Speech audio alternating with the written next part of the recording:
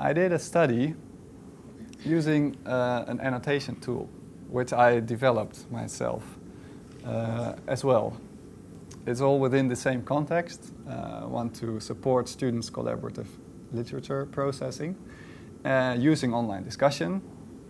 But as a student coming from doing this, I had some reservations. I thought, well, something is not yet going the way it should be, and that's how I started my PhD project.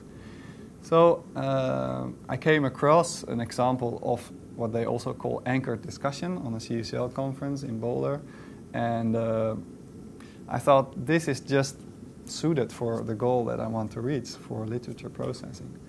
And then I developed my own tool, which was kind of similar to that, to be able to really use it in my experiments. I'm going to show it to you now. This is the annotation tool, which is of course my baby. I developed it, and it's still being further developed. I'm very happy with it, and it's freely usable as well. As they say here, I like to say it's very 3B. Muy bonito, bueno, bonito, barato. Free to use. As you can see, it works in 3 steps. You can upload PDFs, the text that students are reading. Students can annotate parts of the text, and then they discuss these specific parts. So it's kind of more specific than using a general discussion forum. It has 3 levels. Like here you see the courses I have created as a teacher. This is an educational science course in the Netherlands. It has groups, so the first level is course, second level is group, and the third level is the discussion page of the document itself. Yes. The third level? The discussion, yeah, of the document. Which you see here before you. On the right is the document. So this is the first difference from normal online discussion, where you don't have this document present on screen. And on the left side, it is just normal threaded discussion, like in any other forum. So here you see a little triangle. That means there's a thread of messages, of replies. The second difference is that both items are linked to each other. So here you see a little 8, and this means that this thread is linked to this part of the text. So, and also to this part, by the way. So you can have multiple selections for one thread of messages, and this is where my interest is on the left side. That's where the knowledge building happens. You can also browse to the article here on the right side and find the selection, click on that, and then automatically on the left you will find the messages, the conversational thread which is about this part of the text. So this tool has really been developed over a number of years, really closely with teachers. So you see a lot of things in here that teachers wanted. For instance, here we have some headings. These 3 gray titles, they divide the whole process. They structure it into different elements. So there's questions about contents, and then, for example, a teacher can add. There is maybe you want them. In this case, I wanted the students to look at my article and see if there are some useful frames of analysis they want to use, because I was going to let them analyze their own conversations. And there's also a separate part for the critical remarks, which is of course very interesting to me, because my students are criticizing my article and they're doing a really good job at it as well. So that's the tool. Is it a little bit clear? Yeah. How do you know which messages have you already read? For example, you go today and see... Yes, there is a new... the tool remembers, and if you haven't read it, it says new. But yeah, I think this could be more developed even. But to help this like management problem, there's also a notification function, email alerts. But every time there's a new message, you get an email. If you want, you can turn this on, and a link will take you directly to this new message. Because yeah, you're right. Sometimes new messages will be posted like in the top of the thread. It's not always on the bottom, and yeah, to help you to keep an overview of the discussion, which is one of the more difficult things in online discussion. But for now, just to give a general idea what this is, what the difference is with online discussion, you have the document and you have the links to the specific passages. If you want, you can also make just a new message without a specific annotation. Okay, going back to the presentation. I set up an experimental study comparing normal forum discussion, which we were already using in Blackboard, with the annotation tool. And I found that, maybe not surprising, the annotation tool offered a higher affordance for the collaborative processing of literature than a regular forum discussion.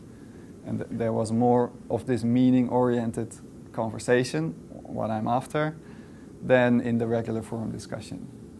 Again, everything I said before comes into play here. The normal discussion forum triggered more opinions, maybe because they used these fora in their personal lives. They're used to go online and discuss about whatever topics, and this is usually more opinion-oriented conversation. So I'll show you some of the results. Starting with task-related messages, I did manual coding of all their discussions, all the collaboration protocols, and indeed you see 77% on the bottom right of meaning-oriented conversation versus 58% in the Blackboard forum discussion. So these are messages which are aimed at understanding the meaning of the article.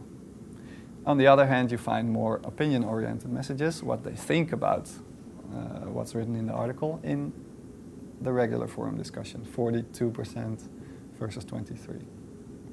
This is maybe not very surprising, but it's still very useful for me to reach the goal that I'm after as a teacher. And I think maybe most of this result also comes from just having the document on screen. And this tool, it's clearly made to discuss meaning of a text. It's just, very task-specific, and I think that's just what naturally directs students to doing this. But an unexpected result I got, which I want to talk more about with you, I find very interesting, is there was a lot of regulation and a lot of social talk in the normal discussion fora. But this is just resembling normal email conversation, really. But this was almost totally absent in the annotation tool. If you remember the 5 messages I showed you, these were very short and to the point. So that's interesting to me. Before I go into that, to support the other result of the meaning-oriented discussion, I also had questionnaires, and students also reported that before replying to a message, they went back to the material, to the article, to reread the relevant passage before replying. So that's already just what I'm after. Instead of the knee-jerk reflex, immediately first reflect, go back to the subject matter, think, work on it, and then reply. So to me that was really good. But back to the social and regulative comments I found. Maybe I just need to show a little example of what I coded as a social and regulative comments, and then you can see what I mean. This is, well, barely readable, but as you can see, this is a message from the regular forum discussion in Blackboard, and it really resembles an email. There's a social introduction, hello, which I marked with number 1, and there's also at the end greeting, closing. In the beginning, after the social opening, there's also, hi, I have a question, introducing or setting the stage. I want to ask you something about this article and about exactly which part. Then we have a part where the actual question is. I don't really get what they mean with this part, adaptive function of the difference. And then there comes a question for help. Can you please help? And this student apparently feels a need to explain why she doesn't understand it. It's been a while, I'm really lost, it has been faded, please help me. I found this a lot, and so I coded the first and the last part, hello and goodbye, as social, and the introduction, like I want to ask you a question, and the asking for a response as regulation of the process, of the discussion process. I mean, you could do this otherwise, but this was my definition. So those things I found a lot in the Blackboard discussion. I have here another example of a reply of this on this message. Again, hi and greetings, the social part. And then starting with what I'm going to do, I'm going to translate what I think it says. I'm going to give you an answer. Then the answer itself. And again, some kind of regulative part. I'm not sure about this. Some need to justify, I don't know, that you maybe don't know it perfectly. And it resembles the regulative part at the question message. And this is really interesting because the student explicitly says, I haven't looked at the context, which usually helps. So yeah, I'm really not pleased with this from a teacher perspective. But it is interesting to see a difference between the two tools.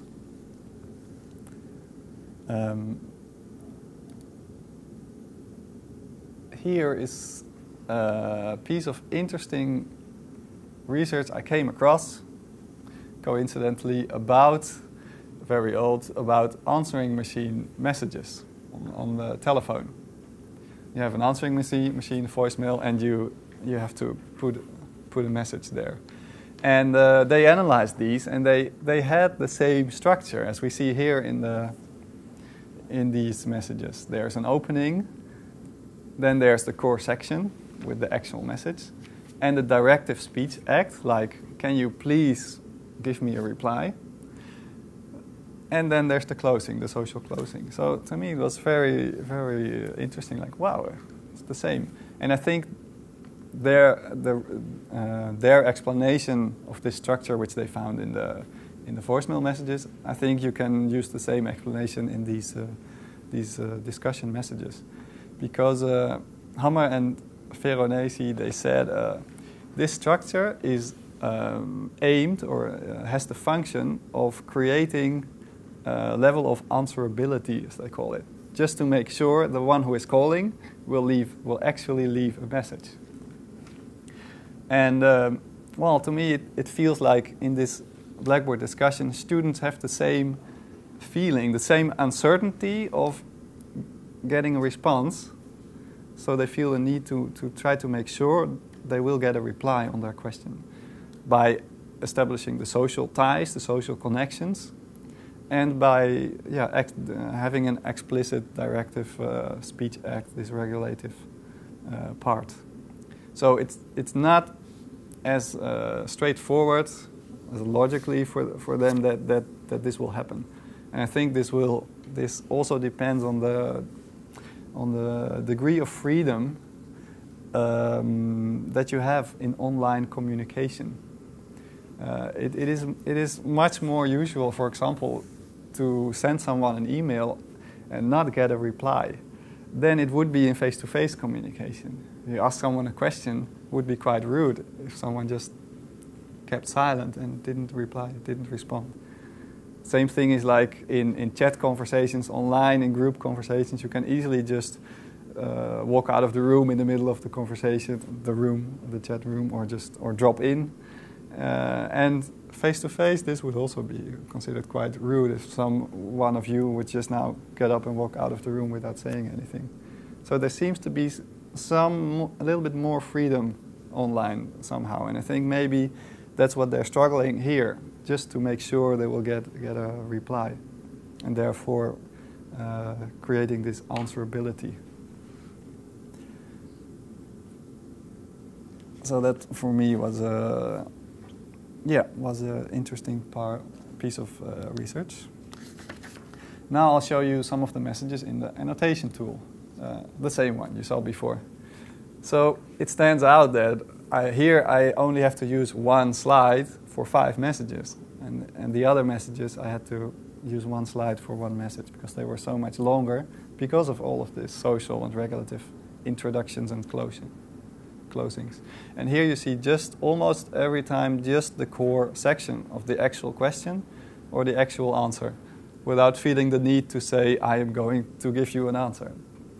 This again, I think, is because of the explicit task-specific design of the tool. It's clear to the students, oh, this is the annotation tool, what we are here to ask each other questions about the text, and we are here to give each other answers about the meaning of the text. No need to talk about it. That's my, at least that's my interpretation.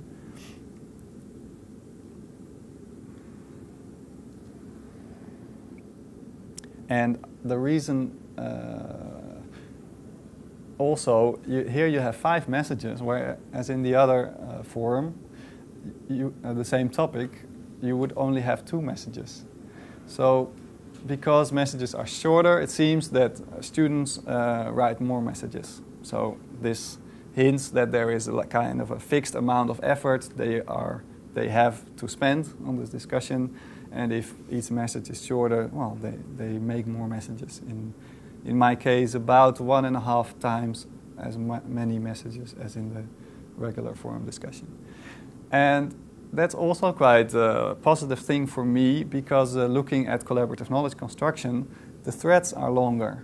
So there's more knowledge building process. In the other condition, the same topic would be talked about, because diet apparently was a difficult concept for them to grasp. So you would see this in both tools, both experimental conditions. And in the Blackboard forum, it would stop after 3 messages.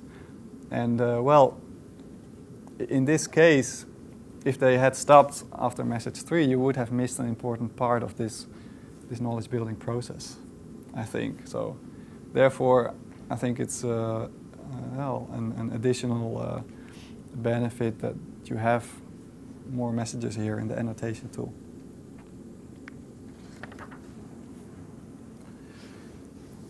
Now I'm coming to my use of communication theory.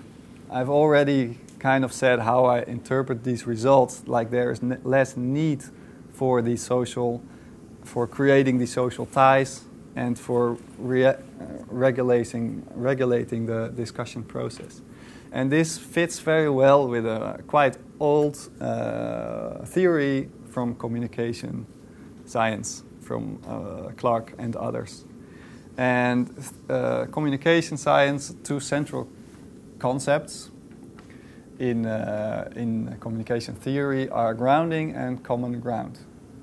You could say that communication is directed at reaching common ground, at understanding each other, at reaching mutual understanding. I say something, I want you to understand what I say. So that's the goal. Grounding is then defined as everything you do to reach that goal.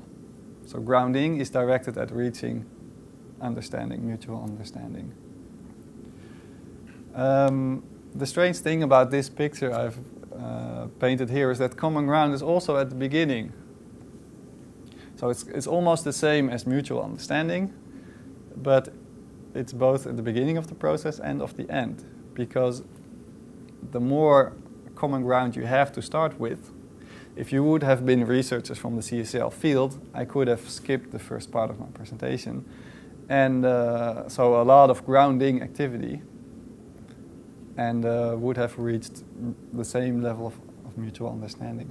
So if you have more common ground to begin with, there's less need for grounding. So therefore there's the first arrow, which is a plus. Grounding is directed at reaching understanding. And here there's a minus in the second arrow. If you have more common ground, there's less need to actively ground. And this is what I just said, how I interpreted also the absence of the social and regulative comments, is that there is less need for them. This is not straightforward. Huh? You could also say, most other researchers say, if they find this difference, oh, there is less social and regulative remarks, what a shame. So this is quite opposed to mainstream CSL, but it really fits this model of communication. So that's real, where I really differ from many of my colleagues. Well, communication theory says the exact same thing. It says grounding is a very functional process. It only happens if there's a need to. And there's a principle of least collaborative effort, also by Clark and his colleagues. So they will invest as least effort in the communication process as possible. This is what we all do every day. This is how human communication works. This is how we can communicate quite effectively. We don't have to say all the things that we think the other person already knows. So we use the idea, the notion of common ground, to communicate more effectively. If I say this keyboard, I don't have to say this keyboard which is black and lying in front of me, and not the keyboard upstairs in my room in my office, because of course I know it will be clear to you. So using common ground, I know that you see that it's here, therefore I can just refer to it with the keyboard. There's only one in the room. So that's how we use common ground.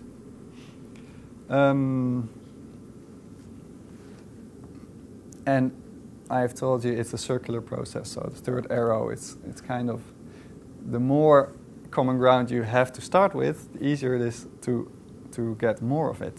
And some researchers, Krauss and Fussell, have named this the problem of the chicken and the egg. You have to have some common ground in order to communicate, to ground. But you don't get any common ground unless you find it. So it's really a circular problem, chicken and the egg. Well, where do you start?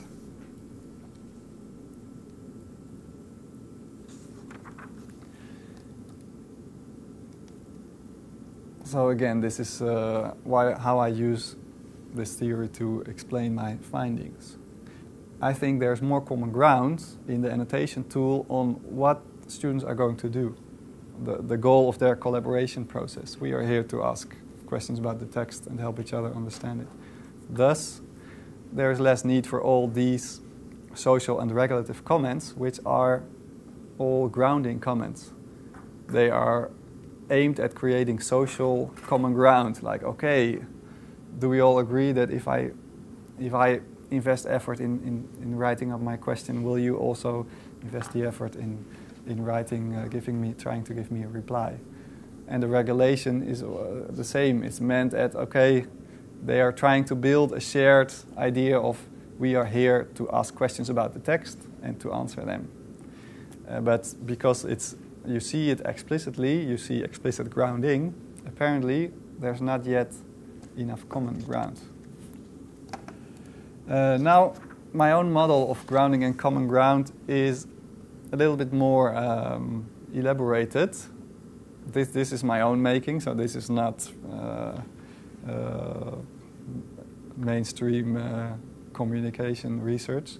And I have to work on this as well, because I don't think I have found exactly the right terms yet. But in essence, what I'm doing is I am distinguishing different sub-areas of grounding and common ground. the regulation, the social grounding, and what I'm after, the semantic grounding. That's the other things that students do to develop a better understanding of the meaning of the text. What do we mean with certain concepts? What does the author mean with certain concepts? So I've borrowed this distinction, semantic pragmatic, from Baker and colleagues, also linguists. And I've added the social grounding, which I found in my data, and which is also, there's a lot of literature about social emotional grounding in online learning, because it's so abundant and it's very important. And I agree that it's very important to have common ground, but not necessarily to have grounding. So there's the very important difference, which you don't find a lot. Many of my colleagues, they look at online discussion, then go to the Blackboard forum, they see, oh, there's a lot of social grounding, social emotional grounding, so this is very important, so it is good. Whereas I say, well, apparently there's not enough common ground yet on this part, which is, I agree, necessary to learn to collaborate effectively. Of course, you have to have this common ground, both socially and on the regulative part. What is in the common ground? Can you specify? Well, yes. There's different definitions of common ground. It's, on one hand, you could say common ground is the same as mutual understanding. It's just if I say the keyboard, you know which keyboard I mean.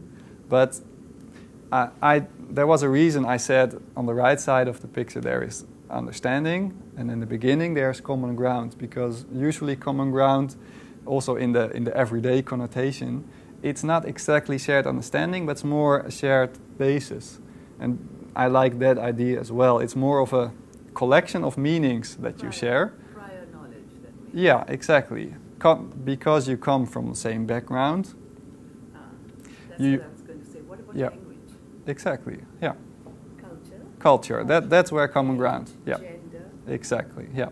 So this all like narrows down the range of meanings you can have attached to a certain notion. So keyboard, for instance, well, there's a fairly specific range of meanings you can have for keyboard. Maybe to me it can be this thing, or it can be an electronic piano. So there's a little range of meanings. So our common ground is maybe that we both have these two possible meanings for the word keyboard, and when we start to communicate and we use the term keyboard, then we will find mutual understanding at that point, that in this case we're talking about a computer keyboard and not a piano. So common ground is more, I like to say, a range of possible meanings or associations you have to a certain concept. But there's a lot to say about that as well.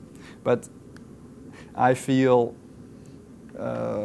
giving students some common ground when they start their collaboration process is like the annotation tool for most students. It will say like, okay, we are going to do something with the text here. It's not maybe exactly the same for everyone, so it's maybe not 100% mutual understanding, but there's more overlap than handing them the regular discussion tool. There will be more uncertainty, more diversity. One person may think, oh yes, we're going to have a debate, and the other one will think, oh, this is constructive conversation. So common ground to me is about, if you have two circles, there's more overlap in it than if there's less common ground, there's still more meanings to choose from, so to say. But this is not my field. Maybe we will hear some more about that later. But it's clear that as an educational scientist, or as a teacher, I'm especially looking to create or to see semantic grounding. Other constructivist authors have said the same thing, like what matters in this collaborative learning is the effort after shared meaning. That is learning. Baker also said the same thing, like collaborative learning, it almost equals, or is, yeah, in fact, equals semantic grounding. Well, clearly to me, that's what I'm after. So that should be clear. Yeah, I think that what really matters in my context of facilitating collaborative knowledge construction, I want them to do this, to do semantic grounding, to use context to discern meaning, to discover intended meaning of a text. Jakko, Yeah. how does it differ from the semantic web architecture? Well, semantic means meaning. So that's the semantic web, as I know it, is all about that computers will start being able to analyze texts, to grammatically analyze a sentence and know the meaning. Because now a computer can only still say, oh, this is text. He can copy it, he can do something, but he doesn't understand a word. But as soon as, well, we are already very far along this process. As a computer can start analyzing text like Google Translate. That's exactly what it does. And then it can go and translate your text. But it's still not there yet, because at some point it's still word-for-word translation. Because there's translation and there's interpretation. Yeah. They are two separate Yeah. things. Yeah. Exactly. So I think what I mean with semantic web is that they reach this goal, that there's also the interpretation. And of course for me that's also the importance. But more than just this word semantic doesn't have anything in common with my research, not directly. Yeah. But I'm still looking myself to change maybe these notions. I'm looking for the right notions for what I mean. And maybe these words semantic and pragmatic, they are so much used in other fields. There's too much baggage and too much behind it, which only clouds what I'm trying to say with them. So maybe I just need to find another word or use meaning. What about syntactics? Syntax, yeah. That's the grammar of. Yeah. Yeah, maybe. But to me it's about meaning. So maybe I should use that. But I can pick both your minds about that maybe later as well, because yeah, I'd like to. This is quite old model of one of my dissertation studies as well. But yeah, because I'm using it now as well, again in my research here, I was going to look for yeah, the right notions to use here. Well, I can just summarize until now. Like I said, I'm not really a good example from my field, because I have certain views that are different from other colleagues, especially because social constructivism in CSL has made place for social culturalism, and only much more and more everyone is saying, hallelujah, learning is social. And therefore, if they see something social, they're happy. They see, oh, this is good. So that's the second point. I'm emphasizing that the need for common ground instead of the need for grounding. And I think in using certain tools, as I've shown, or maybe in how you present your assignments to your students, or other things, you can offer students a little bit more common ground to start with. So they can more effectively do the collaborative knowledge building or the semantic grounding. And the first point is, yeah, that I think, well, you should be careful with opinions. The same goes for many teachers. They think, oh, we have to have online discussion. So if they see anything happen, or our argumentation is great. If they see argumentation or opinions, they're really, really happy about it. But I think, well, there's not maybe the learning here being reached that I'm after. And if next time we go to have this presentation about didactics, for instance, a consequence of this will be that you can work with discussion statements. If your goal is to trigger messages, it's a very effective tool. We used to do that as well. Have a really controversial statement, discussion statement, to generate interaction. It works. But at the same time, you go more into the debate mode than into the constructive conversation. So normally I don't use discussion statements to start my online discussions of my students, but I use reading questions, like what is the central message of these authors. But just an example of what follows from this first point. Lastly, I have briefly showed you something about my tool and my research on the tool, and that it is possible to facilitate this collaborative knowledge construction, even for a small part. And I really believe in the usefulness of task-specific tools.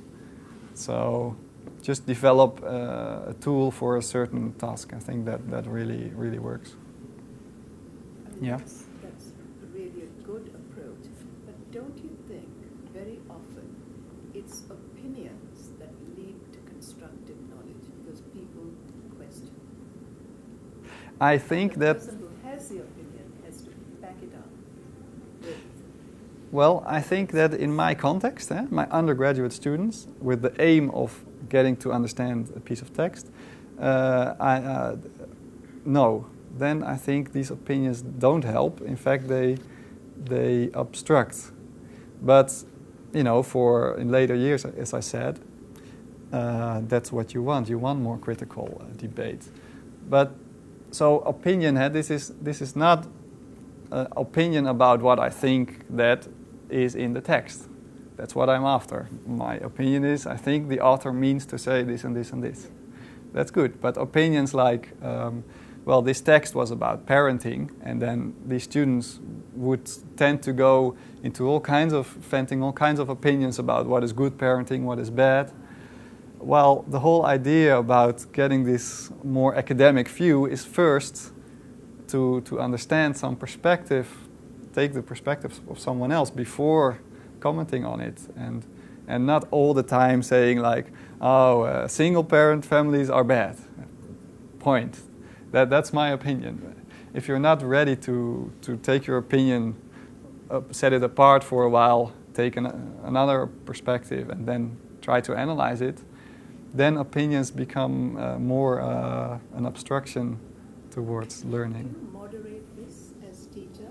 What Yes. methodology, what instruments do you use to decide whether it's effective or, too much opinion, wrong level, or whatever? So you moderate all this? Yes. So you do a discourse analysis? Yes. Yeah, well, as a teacher, I moderate it to help students in building their knowledge. Like you said, if I see they are discovering the wrong knowledge, I kind of intervene and slowly guide them towards the right solution. Not by saying it, but by asking questions. And at some point, my students know, there's Jakko again, he's asking a question. Oh, we must be on the wrong, must be something wrong here. So, but yeah, that's the didactical part, which I will go into my next presentation, which I'd like to invite you as well. I will send an email. But the other part is research. I did the discourse analysis for my research. I don't do that as a teacher. I just read it and intervene. And I'm kind of, in moderating it as a teacher, I am responsively present. So if they have a problem, I'm there, but I'm not really actively steering the discussion. Like, again, finding my way as a constructivist teacher into manipulating, not obviously constricting their process, but still almost invisibly guiding them towards doing the right thing. And that's where this third point, my research on the tool, is also quite important, because this tool is making students behave in a certain way, interact in a certain way, without explicitly constraining it. So I don't have to do a training beforehand or give a really restrictive task, like you have to only give a list of criteria, only talk about literature. No, it's just the tool, the design of the tool itself, which makes them do it. So in a way, that's really a solution to this manipulation problem. But it's only, I think, maybe the tool 10 or 20% of reaching this learning process you want, and I totally agree that the rest is didactics. So therefore, my other presentation about that, it's very important, and there's a lot to say about that as well. But for now, I'd like to just to conclude this presentation.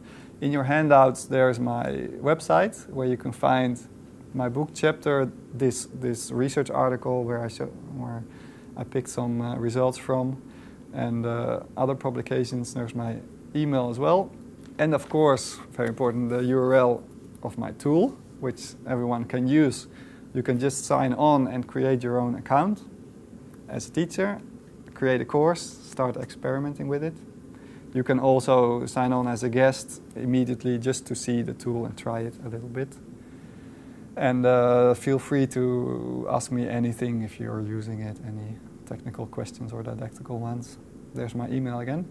Also, I've started the online discussions, online conversations on the website of the Network Learning Conference. It's going to be in Denmark, I think. And I have a group there called the Online Learning Conversations.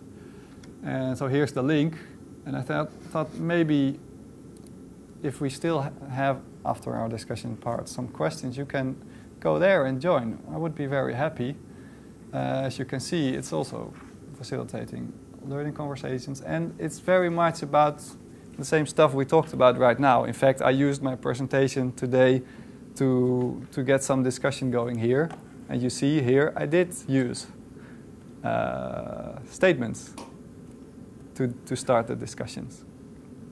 Some statements I've shared with you as well. So that might be interesting. So please feel free to go there, join the group, and we can talk about it more.